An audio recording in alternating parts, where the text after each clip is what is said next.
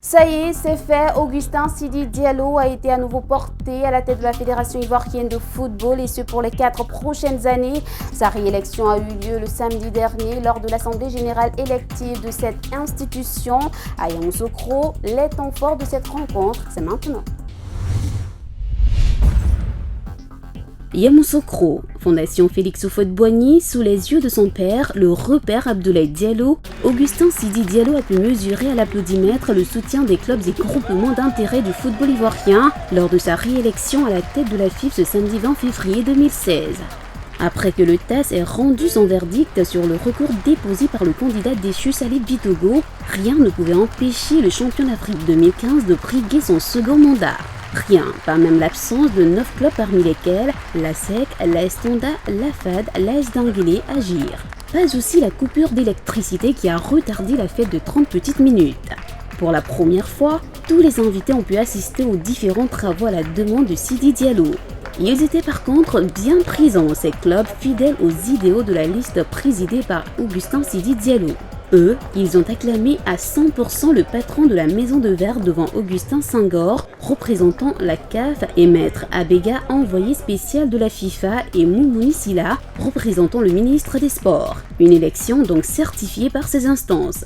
Sidi Diallo repart pour un bail de 4 ans à la Maison de Verre avec une équipe dirigée avec 3 vice-présidents dont Sori Diabaté, Georges-Philippe Azalé et Malik Toé. Comme quoi, on ne change pas une équipe qui gagne. Pour la commission football féminin, notons le départ de Bertado dont on ne connaît pas encore le successeur. Dans les coulisses après cette réélection, réaction des participants. Nous nous réjouissons de ce que cette élection se soit déroulée dans des conditions démocratiques de transparence. Nous sommes aujourd'hui appelés à relever certains défis, notamment l'organisation de la CAN 2021, la construction des infrastructures.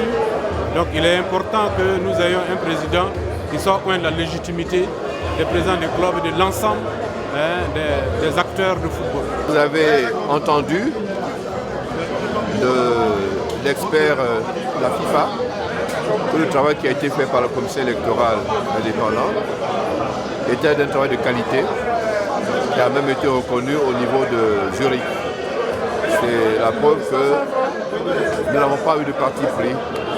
Nous avons travaillé sur la base des documents qui ont été donnés en tout professionnalisme, surtout que nous avons en notre sein des avocats et on est heureux que ce soit aujourd'hui reconnu par la société internationale. Content pour le président Augustin Sidi Diallo qui a ramené beaucoup de beaux résultats et puis vu la mobilisation des clubs, je crois que ça a été une très bonne chose.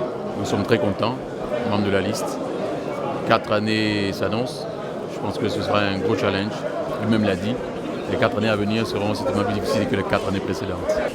Je l'ai dit et je le répète, cette élection montre que le travail qui a été abattu pendant les 4 dernières années s'est bien passé et ça, c'est un mandat qu'on nous donne encore pour continuer le travail qu'on a déjà commencé.